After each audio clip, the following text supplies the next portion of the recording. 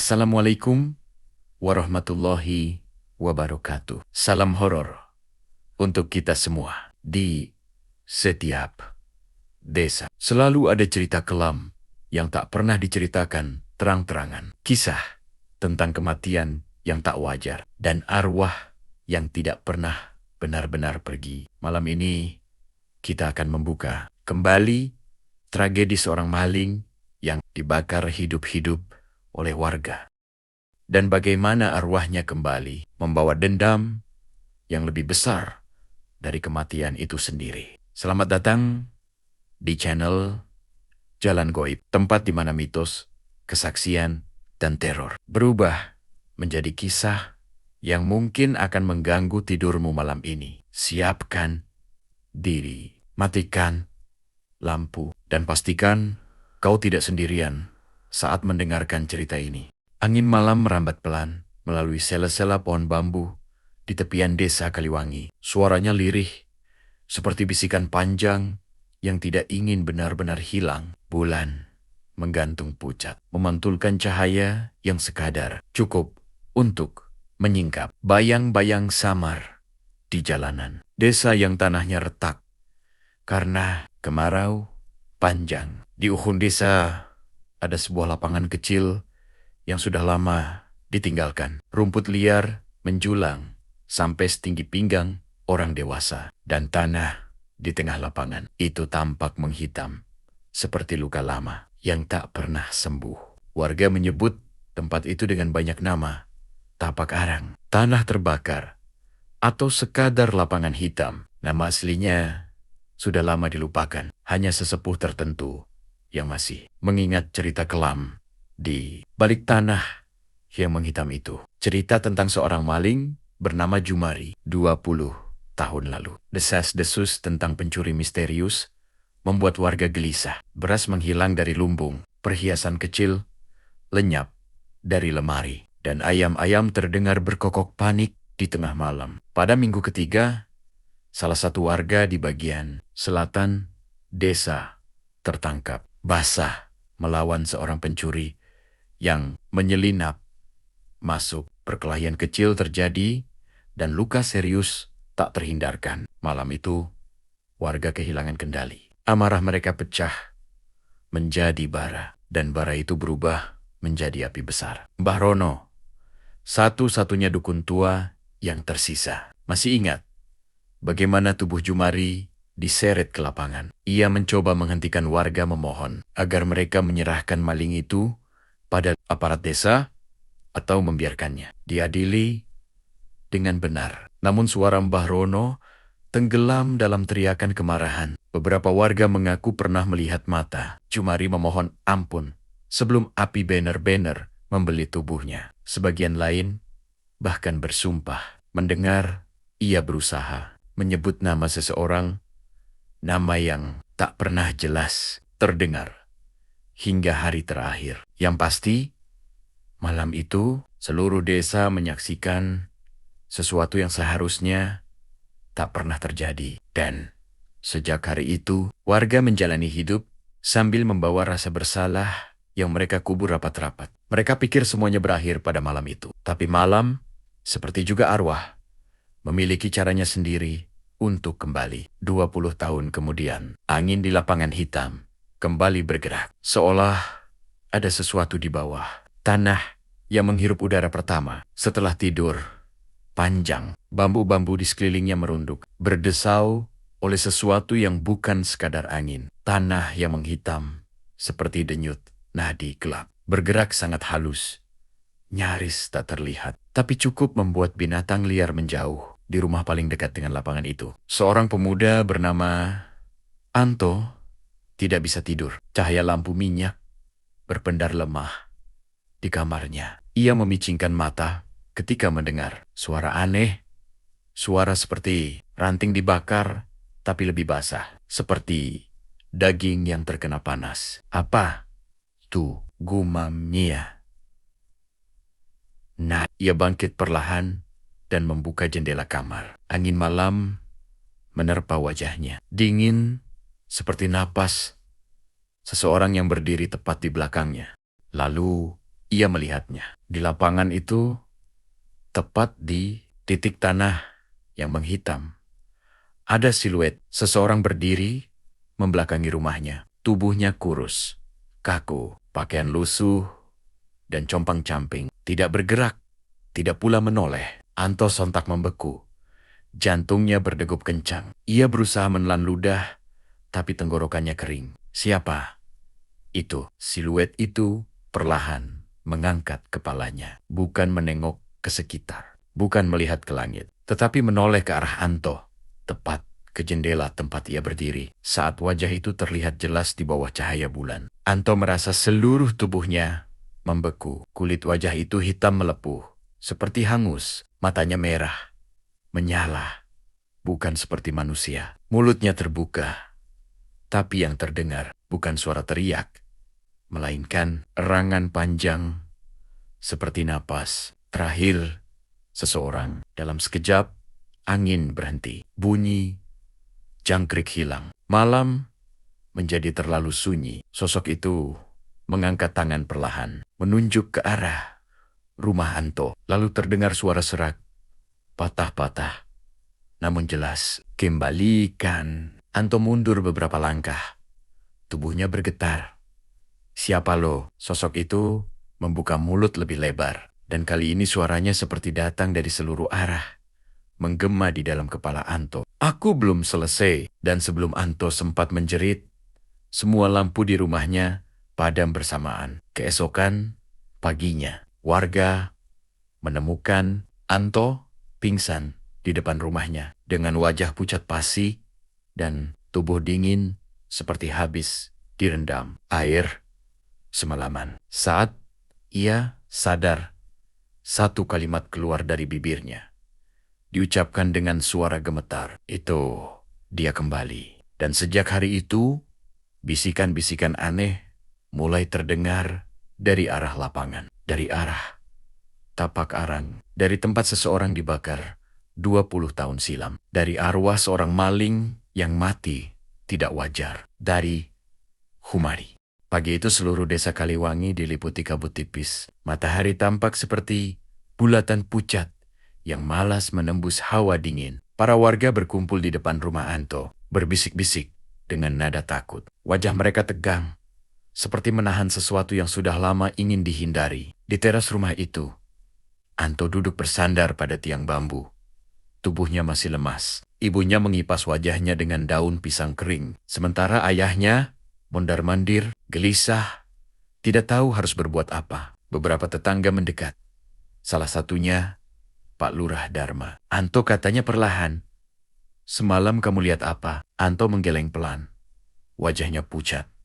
Bibirnya gemetar. Ia mengingat suara itu, suara yang menggema di kepalanya seperti seseorang berteriak dari dalam tungku panas. Itu bukan orang, Pak. Bisiknya, wajahnya hitam semua. Matanya merah, kayak bara. Warga saling pandang. Beberapa menelan ludah. Beberapa mundur satu langkah tanpa sadar. Terus, apa yang dia bilang? Tanya Pak Lurah. Anto memejamkan mata keras-keras, seakan tidak ingin mendengar ulang kalimat yang membekas dalam kepalanya. Suaranya serak, kayak orang kehabisan napas. Dia bilang. Anto membuka mata perlahan, menahan air mata, kembalikan. Sunyi, semua wajah berubah pucat. Kembalikan apa? Gumam salah satu warga. Tidak ada yang menjawab. Siang itu, setelah warga bubar, Mbah Rono datang ke rumah Anto. Pria tua itu berjalan perlahan, menenteng tas anyaman kecil berisi dandon kering dan botol minyak. Sorot matanya tidak seperti warga lain, ada sesuatu di sana. Bukan sekadar takut, bukan cemas, tapi seperti sudah pernah melihat kejadian semacam ini. Pak Rono, masuk, kata ayah Anto sambil mempersilahkan. Mbah Rono duduk di samping Anto. Ia meraba kening pemuda itu, lalu menggenggam pergelangan tangannya. Masih dingin, gumamnya. Apa? Itu ular. Makhluk halus? Mbah tanya sang ayah pelan. Mbah Rono tidak langsung menjawab. Ia menatap Anto dengan tajam. seakan mencari celah dalam pandangannya. Anto katanya lirih. Apa ada bau aneh semalam? Anto mengangguk cepat. Ada. Bau hangus, tapi bukan bau kayu terbakar. Mirip kayak ia berhenti tenggorokannya, serasa mengeras. Kayak bau kulit yang terbakar. Wajah Mbah Rono mengeras. Tangannya mengepal di atas lutut. Berarti benar desisnya. Benar apa Mbah? Tanya Ibu Anto dengan suara bergetar. Mbah Rono menarik napas panjang. Apa yang kalian lihat bukan arwah gentayangan biasa. Itu adalah arwah yang mati tidak wajar dan tidak diterima bumi maupun langit. Ayah Anto menelan. Ludah maksudnya. Humari. Humari. Humari. Begitu nama itu disebut, seluruh ruangan terasa lebih dingin. Lampu minyak di sudut ruangan bergetar. Nyalanya, Mbah Rono memejamkan mata sebentar, kemudian bicara. Sudah lama, aku khawatir hal ini akan terjadi. Waktu dia mati terbakar dulu, ada sesuatu yang tidak selesai. Ia menatap hanya pada satu titik di lantai. Matanya berat. Arwah orang yang mati dengan cara seperti itu tidak bisa pergi. Dia terperangkap antara amarah dan rasa sakit. Anto menggigil. Jadi, dia marah pada warga? Tanya Anto. Mbah Rono menggeleng pelan. Tidak hanya marah, dia mencari apa? Tanya Ayah Anto. Mencari yang terakhir. Jawab Mbah Rono. Yang terakhir, apa maksudnya? Mbah Rono memandang mereka satu persatu. Yang terakhir, melemparkan obor. Ruangan kembali hening. Hening yang bukan hening biasa. Tidak ada suara serangga. Tidak ada ayam dari belakang rumah. Seolah dunia menahan napas. Malam itu, suara-suara aneh mulai terdengar dari arah lapangan hitam. Warga yang rumahnya dekat lapangan melaporkan hal yang sama. Ketukan di jendela, bau kulit terbakar, bisikan samar. Di rumah Pak Lurah Dharma, suara itu datang lebih jelas daripada rumah lainnya. Pada pukul 2 dini hari, Pak Lurah terbangun karena mendengar suara seperti seseorang menyeret kaki di tanah.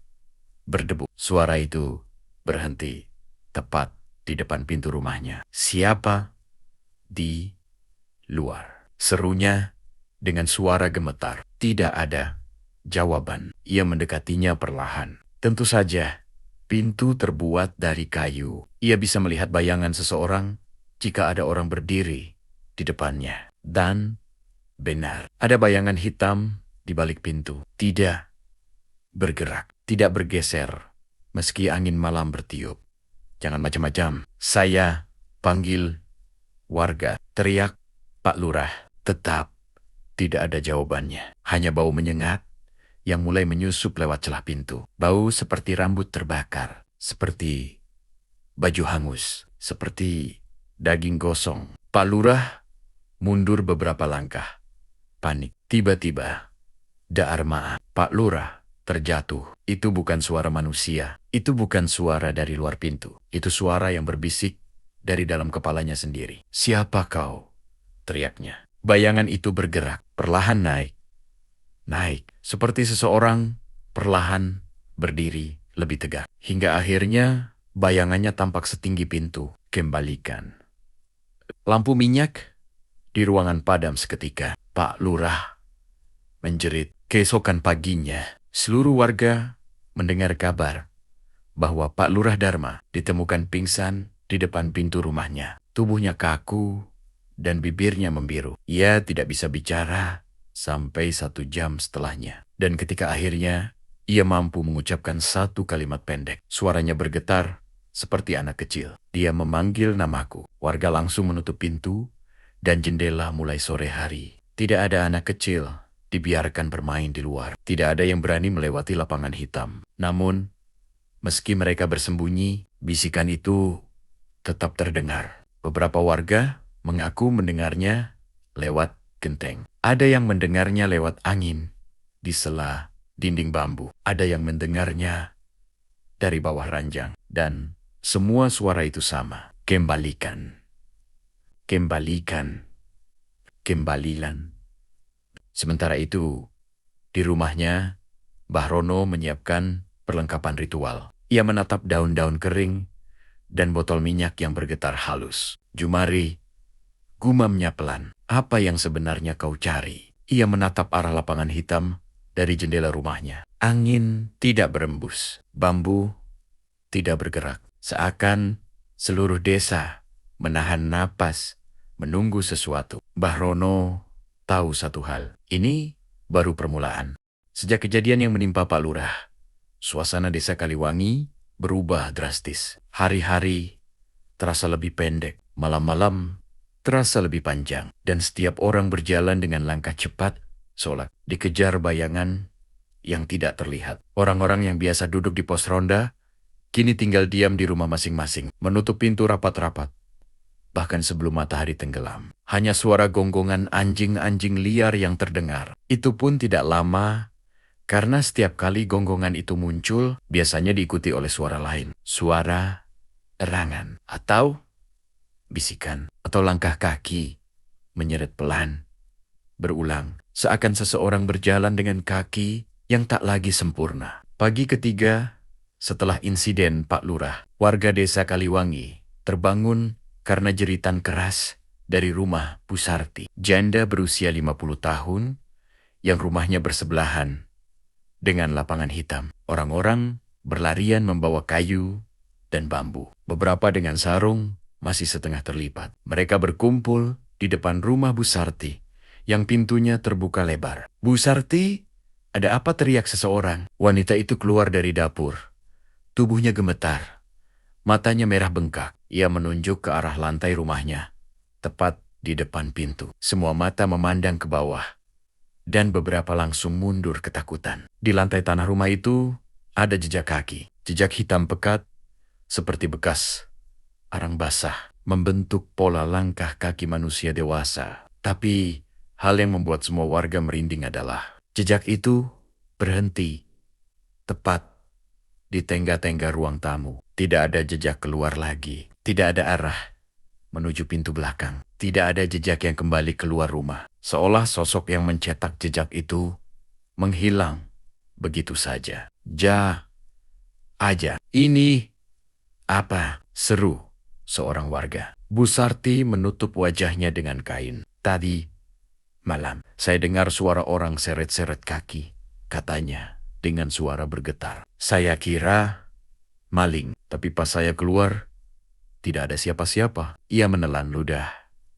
Tubuhnya masih menggigil. "Pas saya bangun pagi, jejak itu sudah ada." Seorang pemuda bernama Surya jongkok memeriksa jejak itu. Ia membungkuk mendekat, meraba sedikit, dan tiba-tiba mengangkat tangannya cepat-cepat. "Panas," teriaknya. "Panas?" tanya warga lain. Surya mengangguk, kayak masih baru dibakar. Orang-orang mundur serempak. Ini gara-gara arwah itu," gumam seseorang. "Arwah maling itu, Jumari." Begitu nama itu disebut, seolah ada angin dingin yang menyapu pundak semua orang. Bulu kuduk serempak berdiri. Siangnya, Mbah Rono datang. Ia menatap jejak itu lama.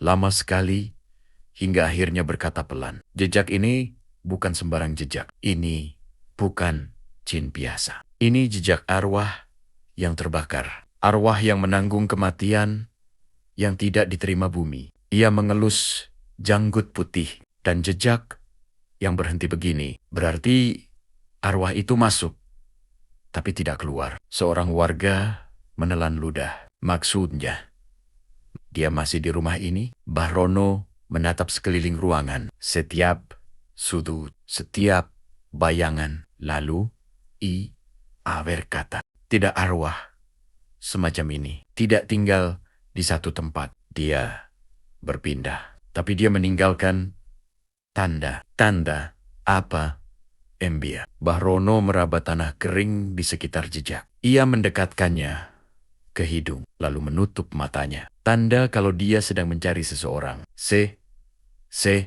Orang yang terakhir, yang terakhir, tanya Bu Sarti lirih. Mbah Rono mengangguk. "Yang terakhir," yang melempar obor. Semua warga kembali saling pandang. Tidak ada yang berani menyebut nama. Tidak ada yang berani memulai. Tidak ada yang ingin membongkar luka itu. Malamnya, teror datang lagi. Tapi kali ini, bukan hanya jejak kaki. Bukan hanya bau hangus. Pada jam 2:04 dini hari, suara gonggongan anjing di ujung desa mendadak pecah. Keras, panjang, seperti jeritan. Kemudian, hening. Benar-benar hening. Di rumah Anto pemuda itu terbangun karena mendengar sesuatu. Sesuatu yang sangat halus. Hampir seperti seseorang membisikkan namanya dari balik tirai kamarnya Anto. Anto terlonjak bangun. Wajahnya pucat. Ia memandang sekeliling kamar. Tidak ada apa-apa. Namun, suara itu datang lagi. Kali ini, dari arah bawah ranjang kembalikan. Anto mundur ke belakang. Napasnya tersengal. Ia hendak berteriak, memanggil orang tuanya. Tapi mendadak angin dingin menerjang kamar. Membuat lampu minyak padam, hanya gelap. Dalam gelap itu, ia mendengar langkah kaki pelan berat. Seperti kaki seseorang yang terbakar. Hingga meleleh. Blup, blup, blup. Langkah itu semakin dekat. Dari arah pintu. Dari arah pojok ruangan. Lalu berhenti tepat di depan ranjang Anto. Anto tidak bergerak. Tidak bisa bergerak. Seolah tubuhnya dibekukan oleh udara dingin. Tiba-tiba sebuah suara serak berbisik tepat di samping telinganya. Anto, kau lihat aku. Waktu aku dibakar. Anto menahan napas. Tubuhnya gemetaran. Sosok hitam muncul perlahan dari kegelapan. Wajahnya hancur, retak, seperti patung tanah liat yang dibiarkan terbakar. Matanya merah membara. Tangannya menghitam hingga tulang-tulangnya terlihat. Anto mencoba menjerit, tapi tidak ada suara yang keluar. Sosok itu mendekatkan wajahnya. Kembalikan apa yang kalian ambil dari aku. Tiba-tiba terdengar suara keras dari luar kamar Brak. Ayah Anto menendang pintu dan masuk dengan lampu minyak. Cahaya itu membuat sosok hitam itu tersurut ke belakang, lenyap seperti asap terbakar. Anto langsung menubruk ayahnya sambil menangis. Ayah dia di sini, dia bicara sama aku. Ayahnya menatap kamar yang gelap. Lampu minyaknya bergetar. Tidak ada siopa-siopa. Tuh, tidak ada. Tapi ayah dengar, langkahnya kan aja denggar. Ayahnya tak menjawab karena ia memang mendengar langkah itu. Ia juga mencium bau hangus itu. Ia melihat bayangan hitam itu sekilas sebelum hilang di pojok ruangan. Namun ia tidak ingin mengatakannya. Pagi harinya, warga kembali digemparkan oleh kejadian lain. Di jalan utama desa, tepat di depan pos ronda, muncul 12 jejak kaki hitam yang tidak ada sehari sebelumnya. Jejak itu berjalan lurus, terhenti di depan pos ronda, dan membentuk lingkaran. Seolah seseorang berdiri di sana, mengamati desa, mengitari dirinya sendiri, menunggu,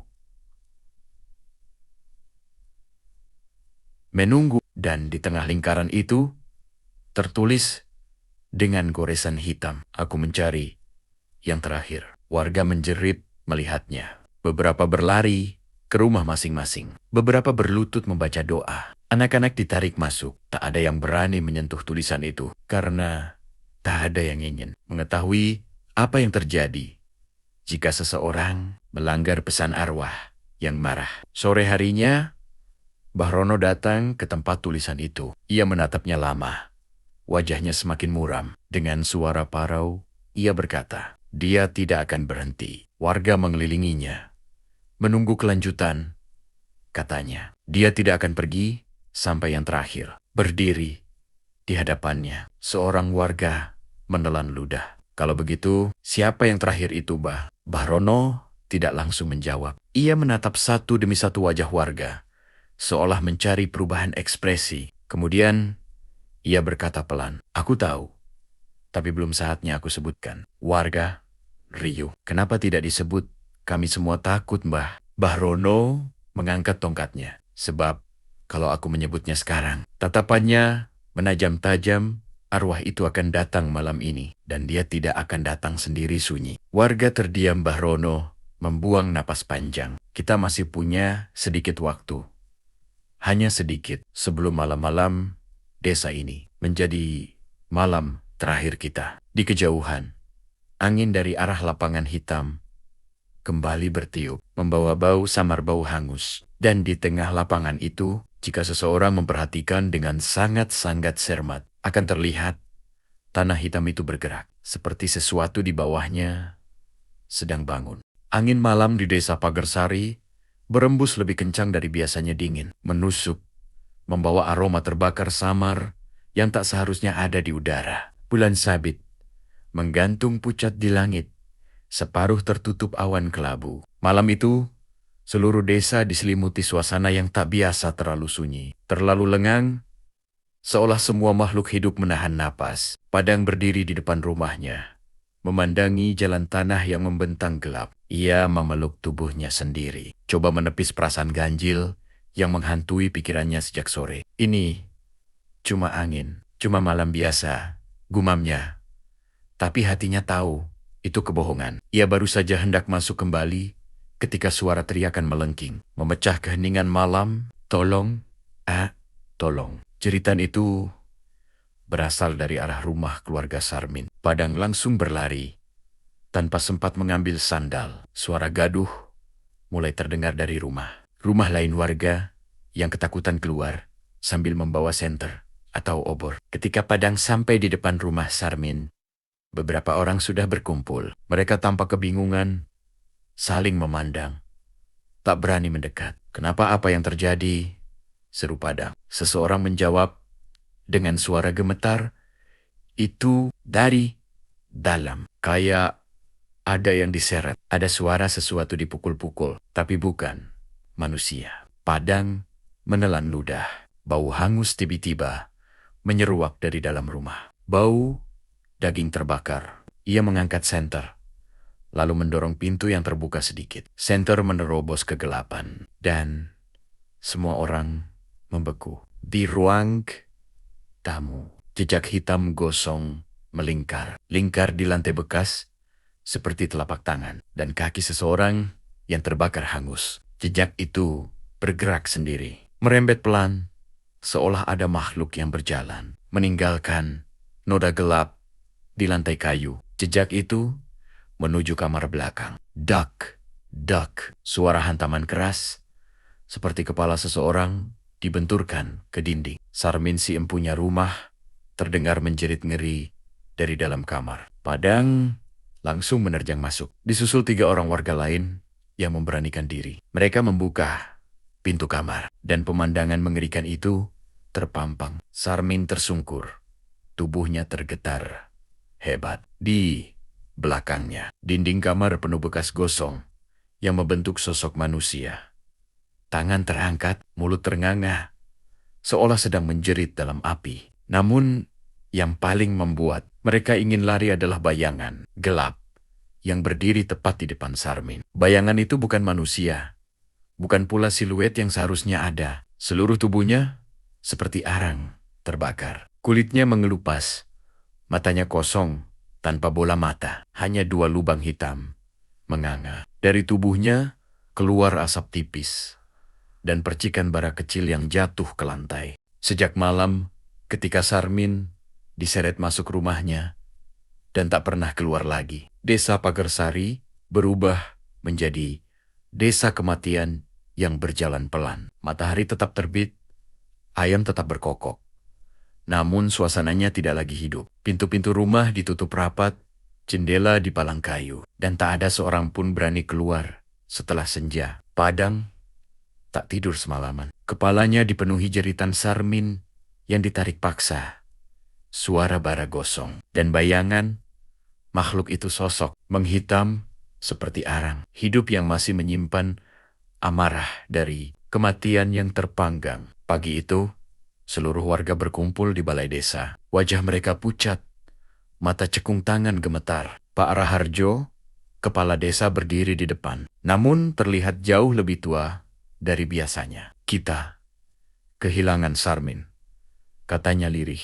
Tak ada yang menyela. Semua sudah tahu. Tiba-tiba, seseorang berdiri dari barisan belakang. Bukan cuma Sarmin, teriaknya. Padang menoleh. Itu Naryo, pemuda bertubuh kurus. Aku nggak nemu adikku waktu pagi. Kasurnya acak-acakan. Ada bekas gosong di lantai kamarnya. Suasana langsung ricuh. Beberapa warga menangis. Beberapa panik memeriksa bagian tubuh. Mereka sendiri seolah takut ada bekas terbakar. Pak Raharjo mengangkat tangan. Tenang, kita harus tenang. Tenang, seseorang berteriak. Kita sedang dihantui arwah maling yang dibakar hidup-hidup.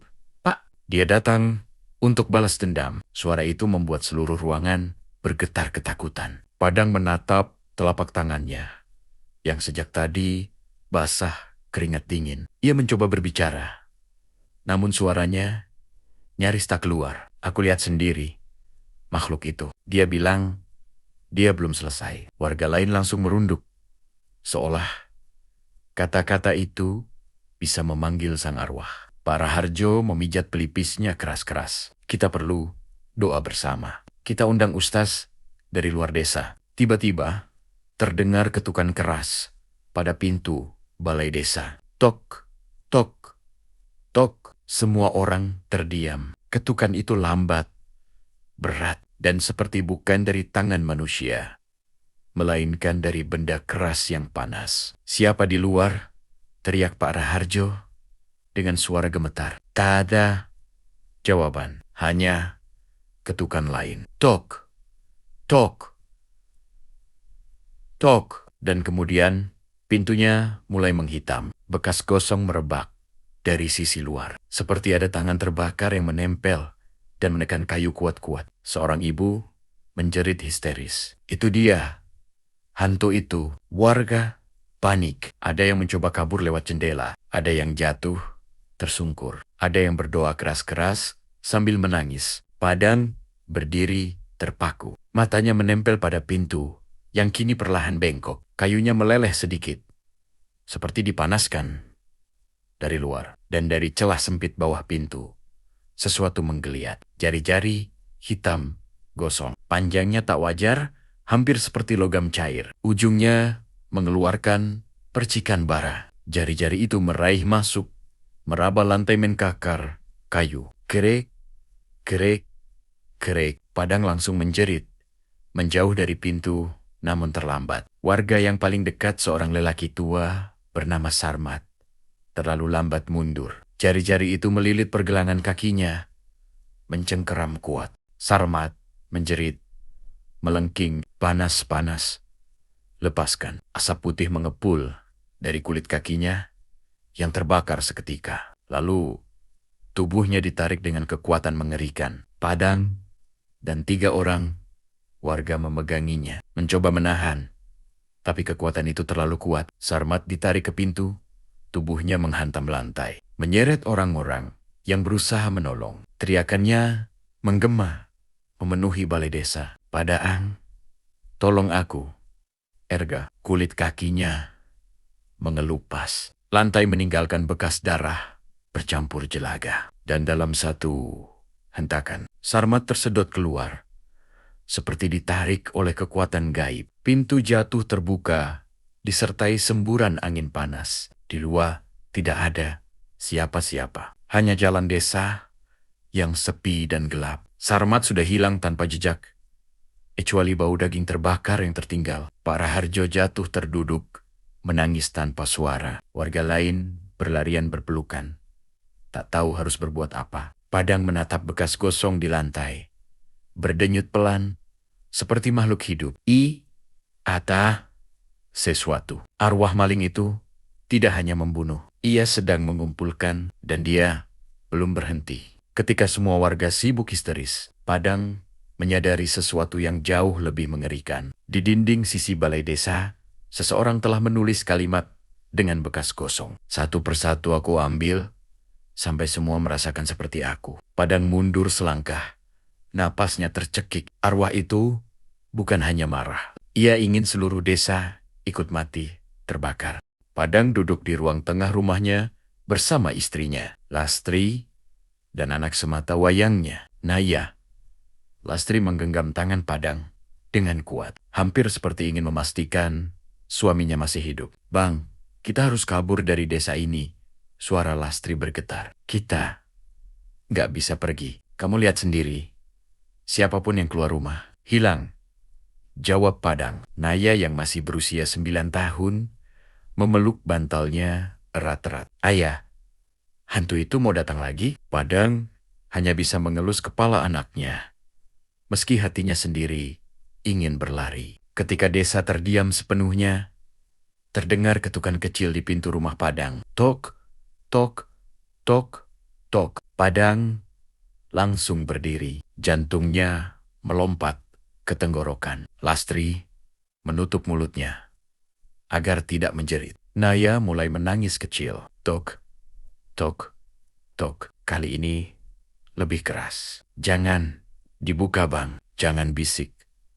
Lastri panik. Padang mengambil pisau dapur dan merapat ke pintu. Ia menelan ludah, lalu berteriak. Siapa? Tak ada jawaban. Yang ada hanya suara napas pelan. Sanggat, pelan. Dari balik pintu. Napas itu berbunyi seperti seseorang yang paru-parunya penuh. Padang mundur beberapa langkah. Napas itu bukan suara manusia. Lalu, tanpa peringatan, pintu bergoyang seperti diketuk dari luar dengan telapak tangan panas. Dari celah bawah pintu, keluar asap tipis, berbau arang. Lastri menangis ketakutan, Bang. Tolong, dia udah di luar. Padang langsung mematikan lampu minyak. Rumah tenggelam dalam kegelapan. Ketukan berhenti. Namun napas itu masih terdengar. Levi berat. Levi panas. Levi dekat. Naya memeluk Padang erat-erat dan tepat ketika Padang bersiap menahan pintu dengan seluruh tenaga pada Aang. Suara Ito. Suara yang sudah ia kenal. Suara penderitaan bercampur. Bara menyala. Suara Sarmin. Lastri menutup mulutnya keras-keras. Naja membeku. Padang, tolong aku. Buka pintunya. Aku dingin. Aku gelap di sini. Tolong buka. Padang meneteskan air mata. Itu benar-benar suara Sarmin. Namun ada sesuatu yang salah. Suara itu terdengar kosong, bergema. Seperti bukan keluar dari tenggorokan manusia hidup. Padang berbisik ke Lastri, itu bukan dia. Suara Sarmin berubah nada. Padang, kalau kau tidak buka, dia akan masuk sendiri. Bahu Padang bergetar. Kaman. Ia berbalik, memeriksa jendela. Semua terkunci. Namun, di sudut kaca, ia melihat sesuatu. Bekas tangan hitam, gosong, menempel perlahan dari luar. 5 jari itu menyadap kaca dengan ritme pelan. Tak, tak, tak, tak, tak, tak. Dan kemudian sebuah suara berbisik tepat di jendela. Aku ingat semuanya. Padang hampir pingsan. Kata-kata itu membuat darahnya membeku. Mengapa makhluk itu berkata begitu? Apa yang diingat? Malam itu, Padang menyadari bahwa arwah yang bergentayangan itu bukan hanya ingin membalas dendam serampangan. Ia menyimpan sebuah luka lama. Sebuah kejadian sebelum ia mati. Besok paginya, Padang memutuskan mencari kebenaran. Pagi itu masih gelap. Matahari tertutup awan hitam. Desa seakan mencoba memperingatkan, jangan lanjutkan. Namun, Padang tetap pergi. Ia membawa lampu minyak dan pisau menuju balai desa yang tinggal puing gosong. Di dalam, ia menemukan sesuatu yang aneh. Bagian lantai tertentu di balai desa hancur seperti sengaja dibakar. Dari bawah, Padang jongkok, menyingkirkan potongan kayu hangus. Di bawah lantai, ia menemukan sesuatu yang membuatnya tersentak mundur. Sebuah catatan tua, hampir tak terbaca. Setengah gosong, ia mengambilnya perlahan, meniup sisa abu. Tulisan tangan di atas kertas itu masih terlihat samar-samar. Maling itu bukan maling. Dia tahu rahasia desa. Dia harus dihabiskan. Dia tidak membakar rumah siapapun. Itu fitnah. Raharjo bilang, jangan ada yang tahu. Kalau dia bicara, desa bisa hancur. Padang membeku. Napasnya terhenti. Dalam catatan itu, jelas tertulis, korban yang dibakar hidup-hidup itu bukan maling. Dia korban fitnah. Ya Tuhan, desis Padang sebelum ia sempat bereaksi lebih jauh. Suara seperti langkah kaki. Jang terbakar.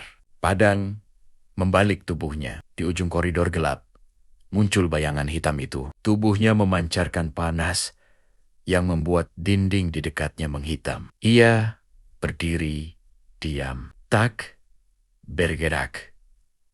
Hanya menatap. Di wajah arangnya, mulut tanpa bibir itu perlahan terbuka. Sekarang kau tahu, makhluk itu maju selangkah. Mereka yang membakarku. Ia maju lagi. Belum semuanya mati. Padang mundur.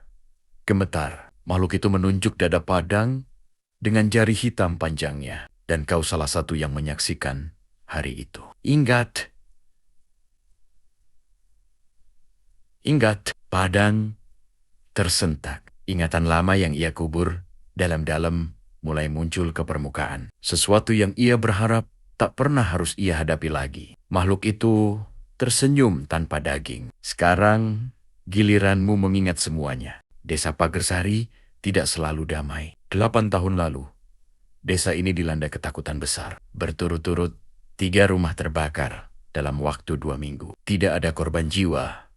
Namun, orang-orang panik dan tersangka satu-satunya adalah seorang pria miskin bernama Ranto. Ranto tinggal di pinggir hutan, tidak punya keluarga, hidup dari menggarap ladang orang. Ia pendiam, penyendiri, dan sering disalahpahami warga. Suatu malam, sekelompok warga termasuk Padang menerobos masuk rumah Ranto. Mereka dipimpin oleh Pak Raharjo. Padang ingat betapa suara Raharjo berteriak, "Tangkap dia!"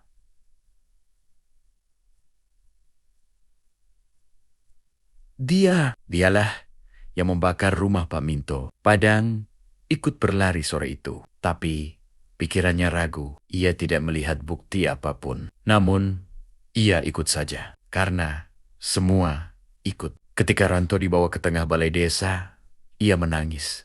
Memohon, "Aku tidak membakar apapun. Aku tidak salah. Demi Tuhan, aku tidak." Namun warga yang ketakutan tidak mau mendengar. Dan malam itu, Padang melihat sesuatu yang seharusnya tidak pernah terjadi. Warga diprovokasi Raharjo mengikat Ranto ke tiang. Mereka menyiramkan minyak. Mereka menyalakan api. Mereka membakarnya hidup-hidup. Padang berada di barisan belakang, tidak ikut menyalakan api. Namun ia tidak menghentikan, tidak menyela, tidak membela. Ketika tubuh Ranto terbakar dan ia menjerit sejadi-jadinya, Padang menutup mata dan berlari pulang. Ia membawa dosa itu selama bertahun-tahun. Dan kini, arwah itu kembali. Padang tersentak, menarik napas panjang. Lututnya lemas, tubuhnya gemetar.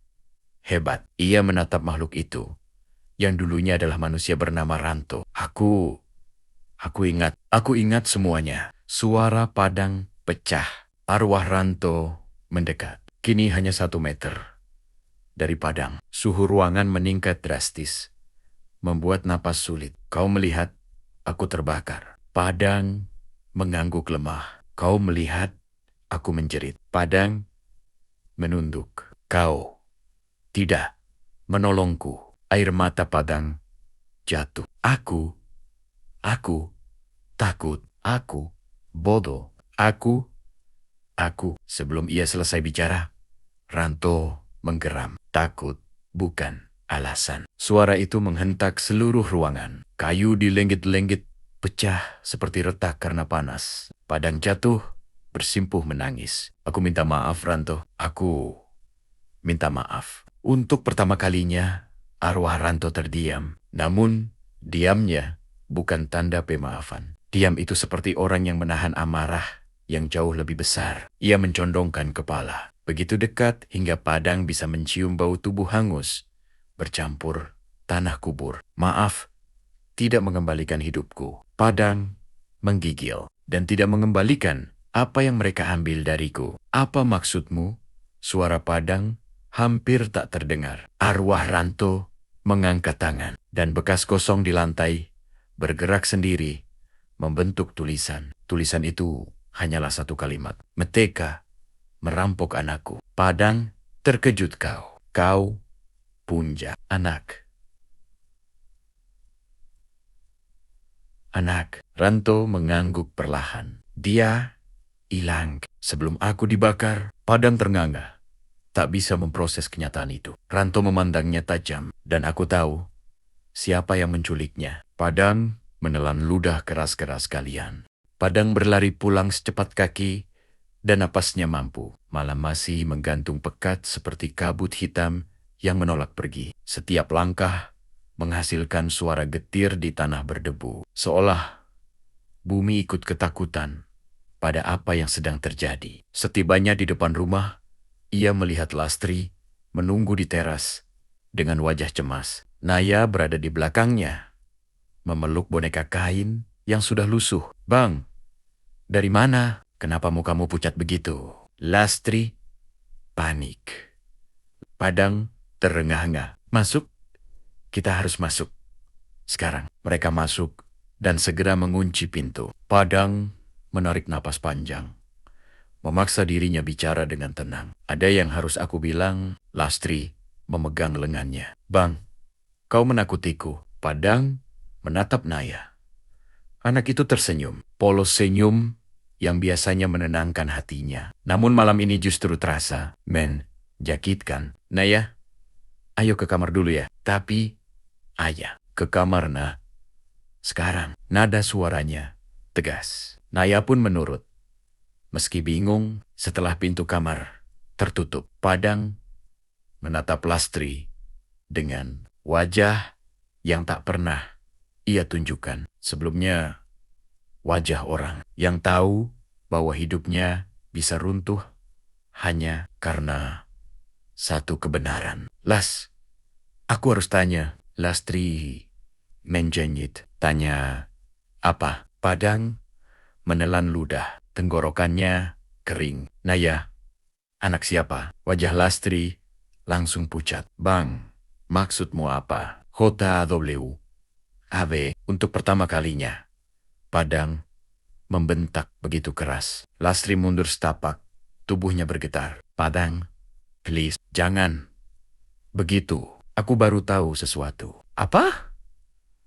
Apa? Ranto, dia bilang, seseorang merampas anaknya. Dia bilang, anak itu masih hidup. Masih di desa ini. Lastri menutup mulutnya dengan tangan. Padang melanjutkan. Suaranya pecah karena ketakutan. Dan dia bilang, aku harus menjaga keluargaku. Sebelum dia menemukannya, Lastri menggigit bibir. Air mata mulai mengalir. Padang mendekat, memegang kedua pundaknya. Lastri, tolong jawab aku jujur. Bang, Naya, anak kita tuh bukan? Lastri akhirnya terisak keras. Tubuhnya jatuh berlutut. Padang, aku minta maaf. Aku minta maaf. Jadi, bukan. Padang membeku. Suaranya hilang. Lastri menangis semakin keras. Waktu itu 8 tahun lalu. Setelah warga membakar Ranto, aku menemukan seorang bayi di pinggir hutan. Dia sendirian. Dia menangis. Tubuhnya kotor. Padang terpaku. Bayi itu Naya. Lastri mengangguk sambil terseduh. Aku takut. Aku nggak tahu harus beritahu siapa. Warga lagi panik, lagi marah. Kalau mereka tahu bayi itu anak Ranto, pasti dia ikut dibunuh. Padang menutup wajahnya dengan kedua tangan. Tuan. Lastri memegang tangannya, memohon. Aku sayang Naya. Dia anakku, anak kita. Meski bukan darah kita. Padang tidak menjawab. Kepalanya terasa seperti hendak pecah. Dan tepat saat itu, creak, creak, creak. Suara langkah terbakar terdengar dari luar rumah. Lastri menjerit kecil. Padang memaksa dirinya berdiri. Suara itu makin dekat, tepat di depan pintu. Dan kemudian, tok, tok, tok, ketukan. Pelan, pelan, tapi panas. Dang. Suara itu, suara arwah Ranto. Padang berlari keluar rumah, menembus kabut pekat yang terasa seperti asap sisa pembakaran. Lastri menyusul sambil menangis, memanggil nama Naya. Di jalan setapak menuju hutan. Mereka melihat jejak kaki kecil, jejak Nayadi, ikuti jejak hangus yang membara pelan. Milik Ranto. Padang menggertakkan gigi. Dia bawa Naya ke tempat dia dibakar. Lastri memegang tangan suaminya. Bang, jangan tinggalin aku. Tidak, kita sama-sama selesaiin ini. Mereka berdua masuk ke hutan. Semakin jauh ke dalam, udara makin panas. Seperti ada bara menyala di bawah tanah. Di tengah hutan, mereka melihat tempat itu. Lingkaran hitam bekas pembakaran warga 8 tahun lalu. Di sana, Naya berdiri menghadap sosok tinggi hitam berapi. Ranto. Naja. Lastri menjerit.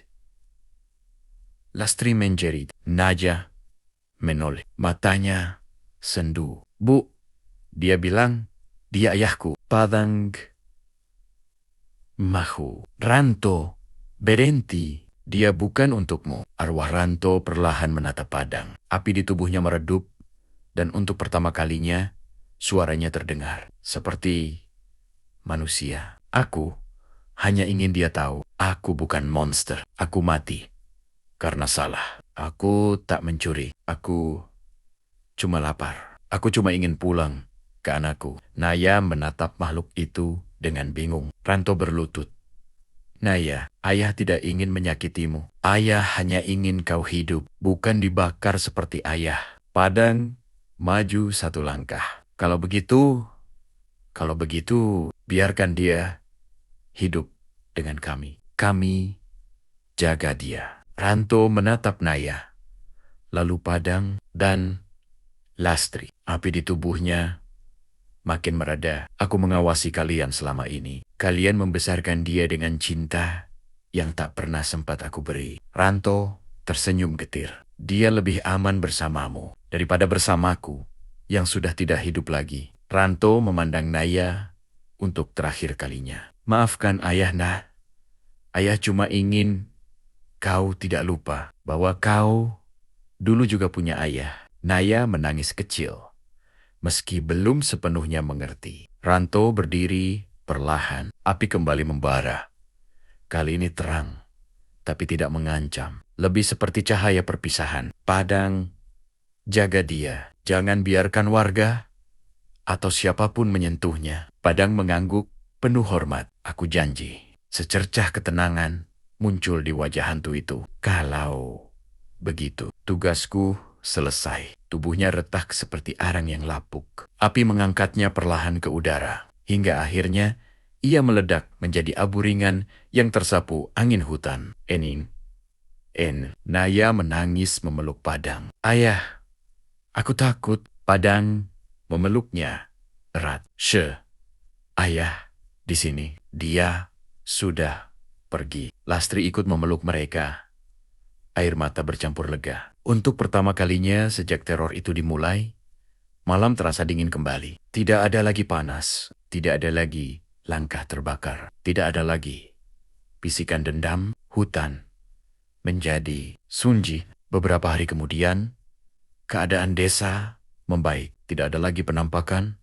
Tidak ada lagi teror. Namun, di malam tertentu, ketika angin berhembus dari hutan, daun-daun sering bergerak mengikuti pola tertentu. Seperti seseorang sedang berjalan pelan. Padang kadang mendengarnya. Dan ia tersenyum tipis. Terima kasih, Ranto.